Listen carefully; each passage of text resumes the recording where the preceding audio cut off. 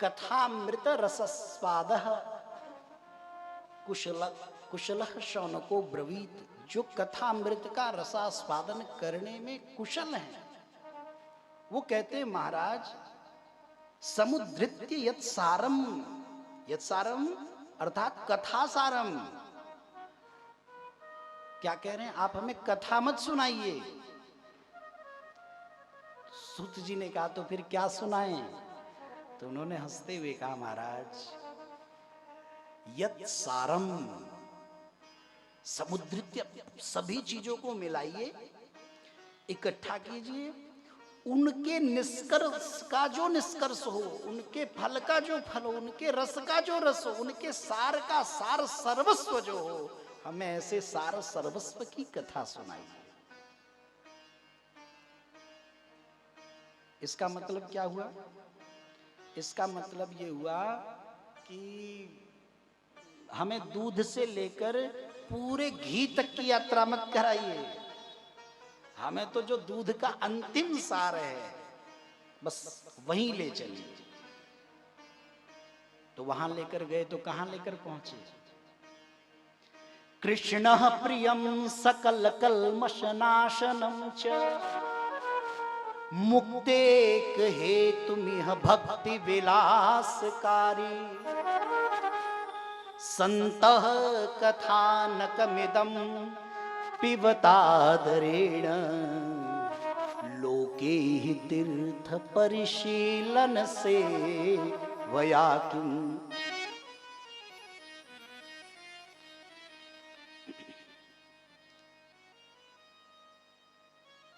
कृष्ण प्रियम मैं आप सबको सूत जी महाराज कहते हैं मैं आप सबको वह कथा सुनाने जा रहा हूं। वह कथा के सार सर्वस्व का फल यह है बोले वह कृष्ण उससे प्रियता होते हैं प्रसन्न होते हैं। वो कृष्ण की प्रियता का कारण बनता है कथा।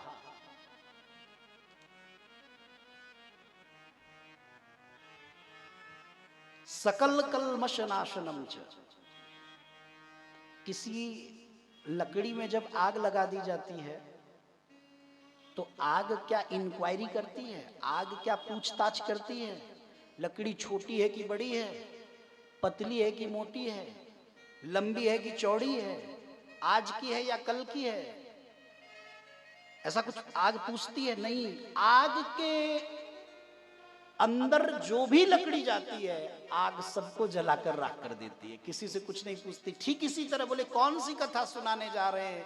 बोले भागवत की वह कथा सुनाने जा रहे हैं जिसमें पाप छोटे हो या बड़े हो, पाप लंबे हो या चौड़े हो, पाप अब के हो या तब के हो, और इतना ही नहीं पाप इस जन्म के हो अथवा पूर्व जन्म के, भागवत भगवान की कथा समस्त पापों को जलाकर भस्म कर देती है, राख कर देती है। ये भागवत की कथा है। आप सब समझ रहे हैं पाप का भस्म होना क्या है? पाप का जीवन से संबंध विच्छेद हो जाना क्या है? इसका सीधा मतलब है कि आप निष्पाप हो गए, आप में अब पाप नहीं रहा, अब आप पाप रहित हो गए। लेकिन किसी ने पूछा कि क्या हम बार बार भागवत कथा सुन सुनकर निष्पाप होते रहें और फिर पाप करते रहें? बोले ना ना ना ना, एक कंडीशन है। बोले क्या कंडीशन है? बोले एक बार निष्पाप होने के बाद, निष्पाप क्यों हुए? बोले भागवत की शरण से निष्पाप हुए। तो वो कहते हैं कि निष्पाप होने का मतलब जिसकी शरण लेने पर आप निष्पाप हुए उसकी शरण का दोबारा त्याग ना करना। अगर त्याग करोगे तो फिर पाप फिर आ जाएंगे भैया, फिर लपेट लेंगे। ये तो अच्छी बात है, किसी ने हम पर उपकार किया तो क्या हम उसकी शरण छोड़ दें? क्या हम उसका त्याग कर दें? हमारा धर्म बनता है, हमारा कर्तव्य बनता है कि जिसकी शरण से, जिसकी कृपा से हमारा कल्याण हुआ है, हम अपना सर्वस्व त्याग कर दें, पर उसकी शरण का त्याग न करें, उसकी शरण का त्याग न करें। मुक्तेक हेतुमिह, भक्तों को, भक्तों की याचना पर भागवत की कथा मुक्ति भी प्रदान कर देती है, जन्म मृत्यु के चक्र से मुक्त कर देती है। और चौथी बात बड़ी सुंदर कहते हैं, भक्ति विलासकारी, जो श्रद्धा पूर्वक, प्रेम पूर्वक, आदर पूर्वक, निष्ठावान होकर मन, बुद्धि और चित्त को एकाग्र कर कर भगवान की कथा को सुनते हैं, उनके हृदय में अवस्थित भगवान के प्रति भक्ति उत्तरोत्तर बढ़ती चली जाती है, उत्तरोत्तर वर्धमान रहती है।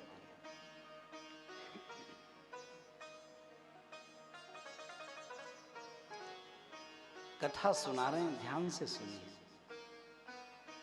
नारद जी ने विचार किया कि चलकर मैं धरती पर देखूं कि अब सब लोग कैसे निर्वाह कर रहे हैं। तो अलग अलग तीर्थों में गए, अलग अलग जगहों पर गए, खूब तीर्थ यात्रा की, खूब भ्रमण किया, लेकिन क्या देखा? नापश्यम कुत्रचित् शर्मः मनः संतोष कारकम्। अपने मन को संतुष्ट होने वाले कहीं धर्म का दर्शन नहीं हुआ नारद जी को। जहां देखे वहां असंतुष्ट हुआ मन, उनका असंतोष हुआ मन को। उनके घूमते घूमते घूमते घूमते वो चले आए वृंदावन। बड़ी सुंदर सी कथा है और इसका बड़ा सुंदर आशय है। वृंदावन आते ही नारद जी का मन गदगद हो गया, बहुत प्रफुल्लित मन हुआ। क्यों? वहां वृंदावन में उस समय भक्ति महारानी विराजमान थी। यमुना के किनारे भ्रमण कर रहे थे देवर्षि नारद जी, और स्त्रियां सेवा कर रही थीं भक्ति महारानी की। भक्ति महारानी की गोद में दो अचेत वृद्ध पुरुष लेटे थे। नारद जी को बड़ा कौतूहल हुआ कि कमल के समान नेत्रों वाली देवियों के द्वारा सेवित होने पर भी ये रो क्यों रही हैं? हाँ, कोई सामान्य देवियां नहीं लग रही, कोई सामान्य ये माताएं नहीं हैं। तो जा रहे थे नारद जी, तो पास से गुजरे तो देवी की नजर नारद जी पर पड़ी, और जब नजर पड़ी तो देवी के श्री मुख से निकला, भो भो साधो क्षणं तिष्ठ मच्चिंतामपि नाशय दर्शनं तव लोकस्य सर्वथा घहरं परम। भो भो, देवी ने कहा, हे साधो क्षणम तिष्ठ, एक क्षण के लिए रुकिए। दरअसल नारद जी चाह भी यही रहे थे कि कोई हमें रोक ले, कोई हमें बुलाए। क्यों? वहां जितनी भी थी सब स्त्रियां ही थी, माताएं थी। अब नारद जी अकेले पुरुष, तो सोच रहे थे क्या महिलाओं के बीच में जाएं। और माताओं का यद्यपि स्वभाव प्रायः कोमल होता है, सरल होता है, आदर भी कर सकती हैं, बुला भी सकती हैं, लेकिन कई बार माताओं का भी पता नहीं होता। तो इसीलिए हम थोड़ा बगल से होकर निकले, कब कौन क्या बोल जाए। तो नारद जी बगल से होते हुए निकले, तो देवी जी ने कहा, भो भूसा, अच्छा कोई बुला ले तब तो बल मिल जाता है। नारद जी को भी बल मिला, पास गए, यही चाहते थे। हाँ देवी, कासित्वं का विमौचे मां नार्यः का पद्मलोचना वद देवी सविस्तारम स्वस्य दुःखस्य कारणम।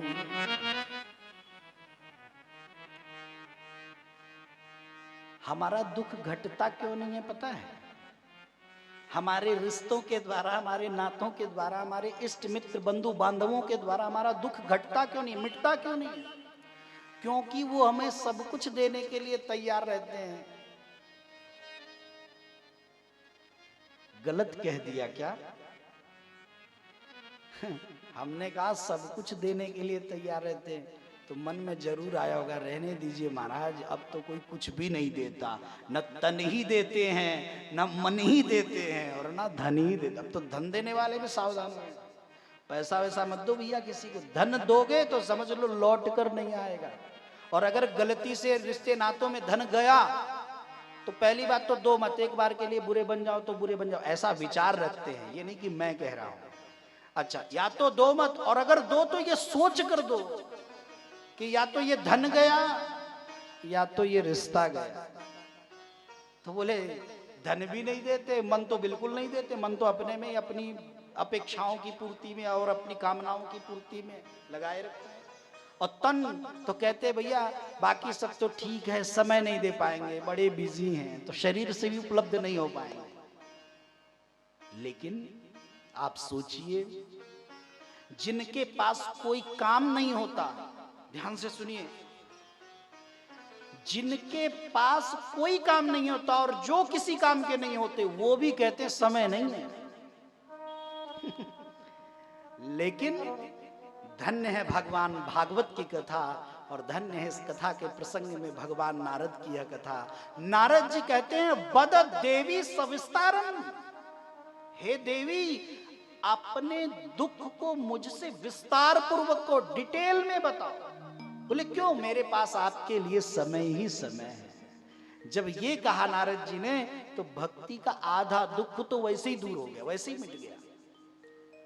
डॉक्टर पेशेंट को सिर्फ पोलाइटली प्यार से ट्रीट कर ले, आधा तो वो वैसे ही सही हो जाता। और कुछ डॉक्टर्स भैया टेढ़े खीर होते, तो इतना टाइट बोलते हैं, इतना कर्कश बोलते हैं कि बेचारा जो ठीक होने वाला होता है वो भी थोड़ा बिगड़ जाता है और स्थिति खराब हुई।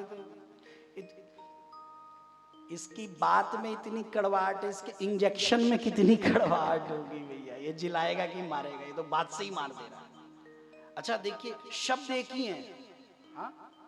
शब्द एक ही है, उसी एक शब्द से तरण भी है और उसी एक शब्द से मरण भी है। वही एक शब्द है, मीठा बोल दीजिए तो सामने वाला मरा हुआ होगा तो जी उठेगा, और वही एक शब्द है कठोर बोल दीजिए तो बेचारा जो जी रहा होगा वो भी मर जाएगा। इसीलिए एक सूत्र है, सत्यम ब्रूयाद प्रियम ब्रूयाद। आप ठीक है, आप सत्य बोल रहे हैं, पर भैया वो सत्य भी प्रिय होना चाहिए, अप्रिय नहीं होना चाहिए। तो नारद जी ने जब कहा आप बिल्कुल विस्तार पूर्वक अपने दुख का कारण बताइए, आप कौन है, आपकी गोद में ये दो अचेत वृद्ध पुरुष लेटे हैं, ये कौन है, और ये जो आपकी सेवा कर रही हैं ये सब कौन है? तब जाकर भक्ति महारानी ने कहा, अहम भक्ति हृतिख्याता इमौ में तनयौ मतौ ज्ञान वैराग्य नामानौ काल योगेन जर्जरो गंगाद्यः सरितश्चेमा मत्सेवार्थं समागता तथापि न च मे श्रेयः सेवितायाः सुरैरपि। अहम भक्ति, मैं कौन हूं? मैं भक्ति हूं। इमौ में तनयौ मतौ, ये जो मेरे गोद में दो जो वृद्ध पुरुष है ना, ये मेरे बेटे हैं। एक का नाम ज्ञान तो दूसरे का नाम वैराग्य है। और आपने पूछा ये जो सेवा कर रही हैं ये कौन है, तो सुनिए, गंगाद्याः सरितश्चेमा, ये गंगा यमुना सरस्वती गोदावरी कावेरी नर्मदा राप्ती और ये सब नदियां हैं, ये सब सशरीर मेरी सेवा कर रही हैं। सोच कर देखिए। लेकिन बाद में भक्ति कहती है तथापि फिर भी न च मे श्रेयः, मुझे सुख नहीं है। नारद जी बोले आपको किस बात का दुख है देवी? बोले भैया महात्मन, हे साधु, मुझे जानते हैं किस बात का दुख है? बोले हाँ। बोले एक नियम उल्टा हो गया है, इस बात का दुख है। नारद जी ने कहा क्या नियम उल्टा हुआ? तो कहते नियम ये उल्टा हुआ कि नियम है धीरे धीरे बेटे जवान हो और माँ बूढ़ी हो। क्रम तो यही है ना कि धीरे धीरे बच्चे जवान होते हैं, माता पिता सब बूढ़े होते हैं। पर भक्ति कहती है मेरे साथ उल्टा हो गया है। मेरे गोद में जो पड़े हैं वो दोनों मेरे बेटे हैं, लेकिन वो बूढ़े हो गए हैं और उनकी माँ मैं तरुणी हूं। मैं तरुणी रहूं या ना रहूं, मुझे इस बात की चिंता नहीं है और ना ही इस बात की प्रसन्नता है, लेकिन कृपा करके मेरी आंखों के सामने, एक माँ के सामने उसके बच्चे बूढ़े हो जाए, कैसा लगेगा? तो हे महात्मन, कृपा कर कर कुछ ऐसा करिए जिससे मेरे बच्चे भी स्वस्थ हो जाए, मेरे बच्चे ठीक हो जाए।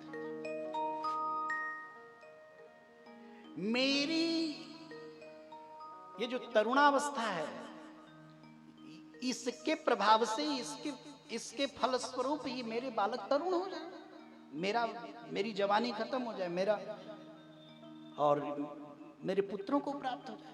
नारद जी ने कहा देवी तुम बिल्कुल भी चिंता मत करो, मैं कुछ करता हूं और मैं जरूर ऐसा कुछ करने वाला हूं। मैं जरूर ऐसा कुछ करूंगा जिससे तुम भी बूढ़ी नहीं होगी और तुम्हारे बच्चे भी जवान हो जाएंगे, युवक हो जाएंगे। आप जल्दी कुछ ऐसा कीजिए। तो नारद जी ने क्या किया? वेद वेदांत घोषैश्च गीता पाठिर मुर्मुर। वेद सुनाने लगे, वेदांत सुनाने लगे, गीता सुनाने लगे। तो जैसे तैसे वो अंगड़ाई लेते, शरीर तोड़ते और जैसे तैसे वो जगते, आंख खोलते। जैसे ही नारद जी का पाठ बंद होता फिर वैसे ही हो जाता। ऐसा नारद जी ने कई बार किया। आकाशवाणी हुई, महात्मन आप चिंता मत करिए देवर्षि नारद, आपका परिश्रम सफल होगा, लेकिन इसके लिए आपको एक संत शिरोमणि का समागम करना होगा। एक संत शिरोमणि मिलेंगे और वो आपको कोई सत्कर्म बताएंगे, उसके करने पर भक्ति का दुख मिट जाएगा। नारद जी ने सोचा, एक बात से तो प्रसन्नता हुई, बोले दुख मिट जाएगा, मेरा उद्यम सफल होगा, लेकिन इस बात से चिंतित हो गए, बोले संत शिरोमणि हैं कौन? आज के समय में तो सभी संत शिरोमणि हो रहे हैं, ओरिजिनलिटी का पता कैसे लगेगा? मैं आपको एक छोटी सी बात बताऊं, कई वर्ष पुरानी है। प्रयाग में महाकुंभ था और मैं किसी सज्जन के साथ जा रहा था, गाड़ी में हम सब बैठे थे।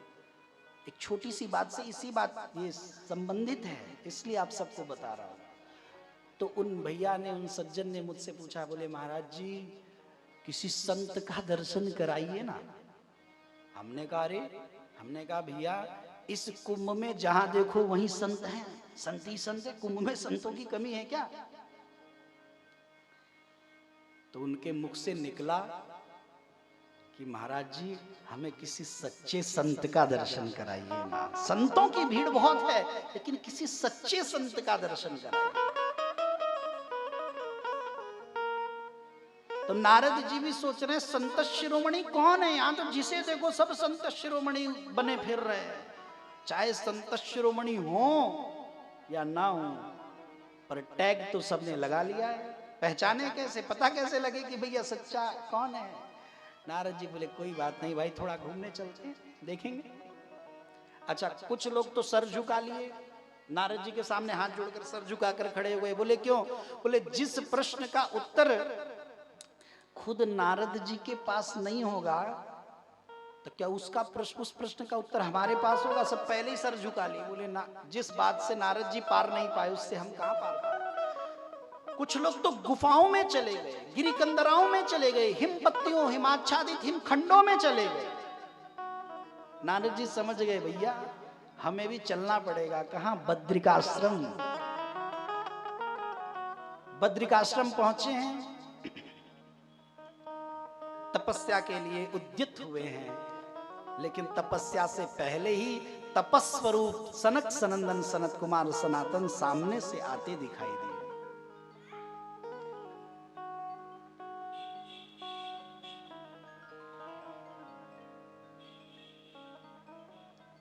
बड़े भैया हैं नारद जी के, इन्होंने पूछा है किस बात की तुम्हें चिंता है? कथम ब्रह्मन दीन मुखः कुतश्चिंता तुरो भवान त्वरितम गम्यते कुत्र कुतश्चागमनम तव। आपको देखकर तो ऐसा लगता है जैसे किसी धनी व्यक्ति का धन लुट गया हो, उसका मुंह कैसा हो जाएगा? बोले आपका वैसे ही हो गया है। किसी ज्ञानी व्यक्ति का ज्ञान लुप्त हो जाए, विलुप्त हो जाए, उसका मुंह कैसा हो जाएगा? बोले आपका ऐसा ही हो गया। ये क्यों? यद्यपि आप तो विरक्त महात्मा है, आपकी तो सारी संपत्ति, नारद जी के पास टोटल 2 संपत्ति है, 2 प्रॉपर्टी के मालिक है नारद जी बस। बोले क्या क्या? बोले एक उनके हाथ पर है, एक उनके जीभ पर है। नारद जी के पास 2 ही संपत्ति है, एक उनके हाथ में, एक उनके जीभ पर। हाथ में क्या? बोले वीणा। वीणा है ना, तुम्बरू, एक तो वीणा है। बोले हाथ की संपत्ति वीणा है और जीभ की संपत्ति भगवान नारायण का नाम है। ये 2 संपत्ति है नारद जी के पास। तो बोले आपका क्या लुट गया? आप क्यों परेशान हो रहे हैं? किसी धनी का धन लुटता है तो परेशान होता है, किसी ज्ञानी का ज्ञान लुटता है तो परेशान होता है, किसी संपत्तिवान की संपत्ति लुट जाए तो। आपका तो कोई घर बार भी नहीं है कि उसमें आग लग गई हो तो आप दुखी हो रहे हो, रो रहे हो। बोले हाँ, ऐसा कुछ भी नहीं हुआ। बोले फिर? बोले तो सारी की सारी ज्यों की त्यों सारी घटना सुनाई है, शुरू से लेकर। सनकादिक बोले इस बात से आप चिंतित हैं? आप बिल्कुल भी चिंता मत करिए। हरिद्वार चलिए, आनंद नाम का घाट है, हम और आप वहां बैठेंगे और सत्कर्म करेंगे। नारद जी समझ गए थे संत शिरोमणि तो यही है, हमारे बड़े भैया। अब सत्कर्म करेंगे तो नारद जी ने जैसे ही सुना कि सत्कर्म करेंगे तो नारद जी ने हाथ जोड़कर पूछा, भैया उस सत्कर्म का नाम तो बताइए, क्या है उस सत्कर्म का नाम? तब सनकादिकों ने उस परम सत्कर्म का नाम बताया। हे भैया नारद, हम वह सत्कर्म श्रीमद् भागवत महापुराण की कथा करेंगे। नारद जी बोले भैया भागवत तो वेद वेदांत का सार ही तो है, तो मैंने तो वेद भी सुनाया, वेदांत भी सुनाया, गीता भी सुनाया, तो उनसे जब दुख की निवृत्ति नहीं हुई, जब उनसे कष्ट नहीं मिटा, तो भागवत से कैसे मिट जाएगा? सनकादिक कहते हैं कि आम की जो गुठली होती है, उस गुठली में क्या क्या होती है? आम की गुठली में किस किस चीजों की संभावना है? आम की एक छोटी सी गुठली में एक पौधा है, फिर धीरे धीरे एक वृक्ष है, पेड़ है, फिर उसके बलकल हैं, छाल हैं, फिर टहनी है, शाखाएं हैं, पत्र हैं, पुष्प हैं, मंजरी हैं, फूल हैं, गोंद है। सबसे अंतिम में क्या है? सबसे अंतिम में आम की गुठली में सबसे अंतिम में क्या निकलता है? फल, आम का फल है ना, सबसे अंतिम में बनता है। तो सनकादिक कहते हैं नारद, आम की गुठली को कोई तोड़े फोड़े और खोले तो क्या उसमें मिलेगा? उसे क्या पेड़ मिलेगा? क्या छाया मिलेगी? क्या टहनियां, पत्ते, पत्र, पुष्प, मंजरी और अंतिम में जो आम का फल होता है, क्या कुछ भी मिलेगा? बोले कुछ भी नहीं। बोले उस गुठली को एक बढ़िया सी भूमि चाहिए, फिर थोड़ा आर्द्रता चाहिए, थोड़ी नमी चाहिए, थोड़ा सूर्य का प्रकाश चाहिए, थोड़ा जल का सिंचन चाहिए, थोड़ी छांव चाहिए, बढ़िया वातावरण चाहिए, तब धीरे धीरे वही गुठली पौधा, वही पेड़, और उसके बाद सबसे अंतिम में प्राप्त होता है फल। तो बोले भैया ये भागवत की कथा भी वैसे ही सबसे अंतिम में जो फल है ना, ये भागवत की कथा फल स्वरूप है। जो स्वाद, जो मिठास, जो दिव्यता और जो मधुरता और जो रस आम की गुठली में नहीं होता, और आम की गुठली से लेकर पौधे, पौधे से पेड़, टहनी, शाखा, पत्र, पुष्प, मंजरी, फल, फूल किसी में नहीं होता, वो अंतिम में जो सबसे बाद में जो फल लगता है आम, और वो भी कच्चा नहीं, पक जाता है तब, बोले उसमें जो मिठास होती है वो इनमें किसी में नहीं होती। लेकिन निकला तो फल आम की गुठली से ही है। तो वो कहते हैं कि जो फल वेद में नहीं है, वेदांत में नहीं है, वो किसी में नहीं है भैया, वो फल भागवत के दिव्य कथा में है, दिव्य रस में है। इससे जरूर मंगल हो।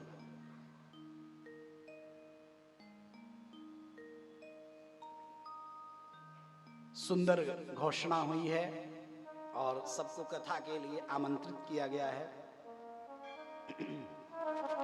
भागवत पीयूष पानाय रसलंपटाः तथा शीघ्रम माया तत्प्रेम तत्पराः। हे प्रेम से परिपूर्ण हृदय वाले प्रेमियों, हे रस के भंडार से रसान्वित भक्तों, आप सब जितनी शीघ्र से शीघ्र हो सके कृपा करके हरिद्वार में आनंद नाम के घाट पर श्रीमद् भागवत भगवान की दिव्य कथा का गायन होने जा रहा है, कृपा कर पधारिए। भवन्तश्च तथा शीघ्रम, जितनी शीघ्रता से हो सके उतनी शीघ्रता से। ऐसी चिट्ठी बटी सब, और हरिद्वार के घाट पर दिव्य संवर्ध हुआ है भक्तों का। सुंदर भगवान की कथा गा रहे हैं, आप सब कथा सुन रहे हैं। आज भागवत जी के महात्म्य का सत्र है। प्रायः प्रथम दिन विलंब हो ही जाता है, तो आप सब एक भजन भाव का आनंद लीजिए, और इसके बाद हम धीरे से उस ओर बढ़ चलेंगे जिस ओर भागवत कथा के कुछ महात्म्य के अंश को श्रवण करते हुए आज विश्राम की ओर। और आज विश्राम जब थोड़ी देर में होगा कथा का, तो आप सबको, यद्यपि आप सबके पास सूचना है, फिर भी आप सबको अनाउंस कर दिया जाएगा। कल से समय पर सब रूटीन में सब आएं, समय पर आएं, ताकि कथा का विश्राम समय से हो सके। आप सब एक भजन भाव का आनंद लीजिए, फिर कथा सागर में बढ़कर आगे बढ़ें। श्री वृंदावन बिहारी लाल की जय। संकादिक नारद जी से कहते हैं, भैया आप तनिक भी चिंता मत करिए, जिस उद्देश्य के लिए यह सत्कर्म किया जा रहा है, इस सत्कर्म से उस उद्देश्य की पूर्ति परिपूर्णतया होगी, पक्की बात है। नारद जी बोले, भैया ये बात आप अपने इतने विश्वास से कैसे कह सकते हैं? आनंद में मग्न होकर संकादिक कहते हैं, हे नारद जी, जानते हैं मैं ये बात इतनी विश्वास पूर्वक कैसे कह पा रहा हूं? क्योंकि मैं जानता हूं। बोले क्या जानते हैं? क्योंकि मैं जानता हूं कि जो लोग जी रहे हैं उन्हें तो श्रीमद् भागवत भगवान की कथा तारती ही तारती है। जो लोग मर गए हैं उन्हें भी भगवान की कथा तार देती है। क्या कहा? जो जीवित हैं वो सुन ले तो वो तो तर ही जाते हैं, लेकिन अगर कोई मर गया हो और उस मृतक के प्रति कथा करा दी जाए तो मरे हुए भी तर जाते हैं, मुक्त हो जाते हैं। नारद जी बोले, भैया ऐसी बात है? सनकादिक कहते हैं, भैया ऐसी बात है, और सिर्फ इतनी ही बात नहीं है। बोले फिर? बोले जो जी रहे हैं भागवत की कथा उन्हें भी तारती है, जो मर गए हैं भागवत की कथा उन्हें भी तारती है। और इतना ही नहीं भैया, जो मरकर अधोगति को प्राप्त हो गए हैं, दुर्गति को प्राप्त हो गए हैं, जो मरकर भूत प्रेत बन गए हैं, उनको भी भगवान भागवत की कथा तार देती है। नारद जी ने कहा, आपके पास इस बात का कोई प्रमाण है? कोई कथानक है? कोई घटना है? कोई अतीत में, पूर्व में कोई घटी घटना है जिस बात से यह बात प्रमाणित हो सके? सनकादिक बोले हाँ भैया बिल्कुल। तुंगभद्रा नदी के तट के किनारे एक सुनहरा सुंदर सा पावन सा पुनीत सा ग्राम बसा है। वहां एक दंपति रहते हैं, पति पत्नी। परमात्मा की कृपा से उनके पास सब कुछ है, धन धान्य का भंडार है, भक्ति भाव भी है, जब तप भी है, सब कुछ है। पर सब कुछ होने के बावजूद भी उनके जीवन में एक चीज का अभाव है, एक चीज की कमी है। बोले क्या? बोले उस दंपति के पास संतान नहीं है, बच्चे नहीं है।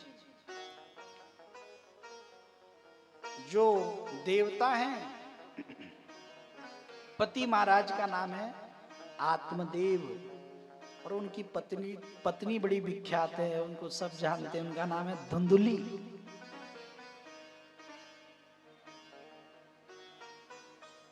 जितने सरल आत्मदेव उतनी ही टेढ़ी धुंधुली, कर्कश बोले, कड़वी बात करे। जहां जिस चीज की आशंका न जतानी हो वहां उस चीज की आशंका अवश्य जताए। जिस बात की चिंता कतई न करनी हो उस बात की चिंता खूब करे। जो बात न कहने योग्य हो वह बात भी कहे, जो कार्य न करने योग्य हो वह कार्य करे। कुल मिलाकर 100 की सीधी बात, जिस प्रकार से जीवन न जिया जाए वह उसी प्रकार से जिए। और आत्मदेव बेचारे सीधे साधे ब्राह्मण देवता, बढ़िया भगवान का भजन करते, प्रणाम करते, तीर्थ यात्रा करते, पर उनके मन में पुत्र की कामना, संतान नहीं है। भोग तो हैं, भोग तो खूब है, भोग तो प्रचुर मात्रा में है, पर भोगने वाला कोई नहीं है। तो भोगने वाला होना चाहिए ना। एक दिन आत्मदेव वन में भ्रमण कर रहे थे, घूमते घूमते एक संत का दर्शन हुआ आत्मदेव को। अब चूंकि आत्मदेव ने सत्संग किया था, अभी आप सब ने कथा के प्रारंभ में सुना कि सत्संग की बात तब सफल होती है जब वह याद रहे। वह महत्व की कब? बोले जब स्मृति में बनी रहे। बढ़िया से बढ़िया कोई मिठाई हो, बढ़िया से बढ़िया कोई व्यंजन हो, बढ़िया से बढ़िया कोई आहार हो, लेकिन वह जीभ पर ना पड़े तब उसके लाख बढ़िया होने से क्या लाभ। तो कोई बढ़िया से बढ़िया बात हो, कोई बढ़िया से बढ़िया उक्ति हो, कोई कथन हो, कोई सूत्र हो, कोई बढ़िया सा स्लोगन हो, कोई बढ़िया सा कोई सूत्र हो और वो याद ही न रहे, तो फिर बढ़िया से बढ़िया सूत्र और बात, काम की बात किस काम की। लेकिन आत्मदेव सत्संगी था, उसे सत्संग में सुनी हुई एक बात याद थी, जंगल में भी। क्या बात याद थी? बोले सच्चे संत मिल जाएं, सच्चे संत मिल जाएं तो झोली भर ही देते हैं, झोली में वो डाल ही देते जो चाहिए होता है। आपको एक बात बताएं, आप ध्यान से सुनिए। संत में वह सामर्थ्य है जो आपके भाग्य में नहीं होता, वो भी आपको सुपुर्द कर देते, वह भी आपको प्रदान कर देते हैं।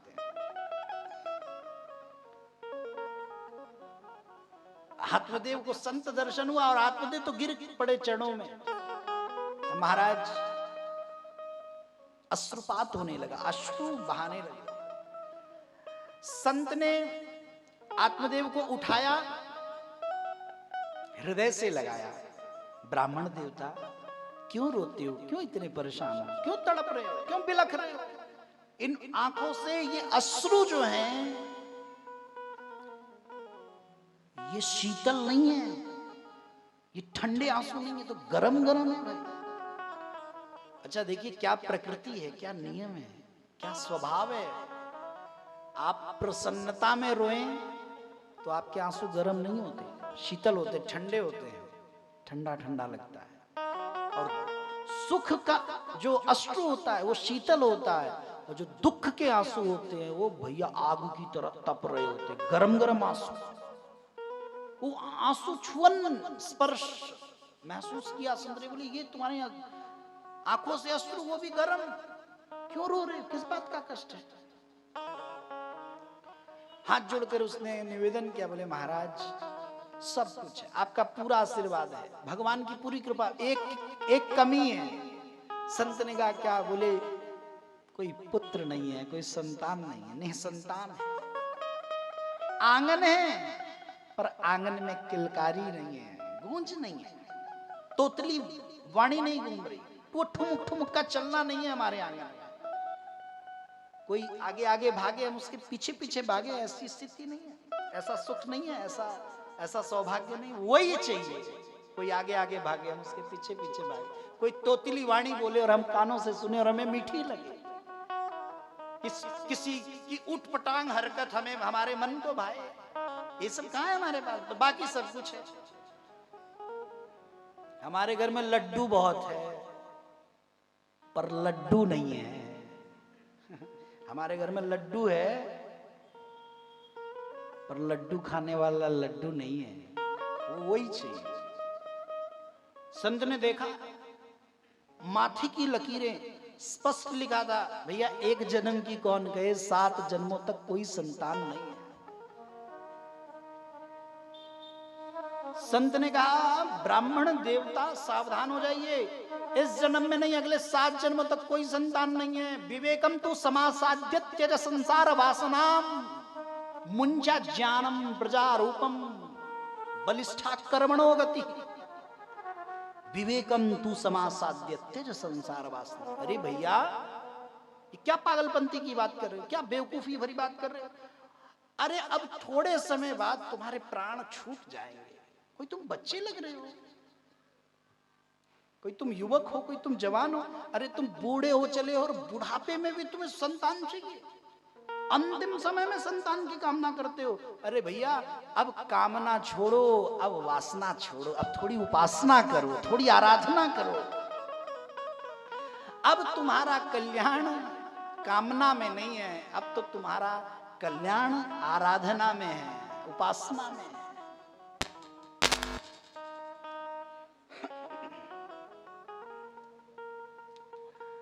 जब कोई किसी याचना के वशीभूत हो जाता है तब उसको बड़े से बड़े ज्ञानी की बात भी समझ में नहीं आती। हाँ, आत्मदेव को भी संत की बात समझ में नहीं आई। आत्मदेव ने कहा था, हमने तो सुना था सत्संग में संत की शरण में जाने पर दुख मिट जाता है, ये तो उल्टी गंगा बह रही है। हम तो आपकी शरण में आए तो हमारा दुख बढ़ गया, हमको अभी यही दुख था कि इस जन्म में कोई संतान नहीं। आपने एक और बात बता दी, अगले 7 जन्मों तक संतान नहीं है, तो दुख तो घटना था, मिटना था, बढ़ गया। मेरे पास एक विकल्प है, क्या? या तो पुत्र की प्रसादी दीजिए, आप संत हैं और संत का मतलब ही समर्थ, भक्ति भक्त भगवंत गुरु चतुर नाम वपु एक, इनके पद वंदन किए तो नाश ही विघ्न अनेक।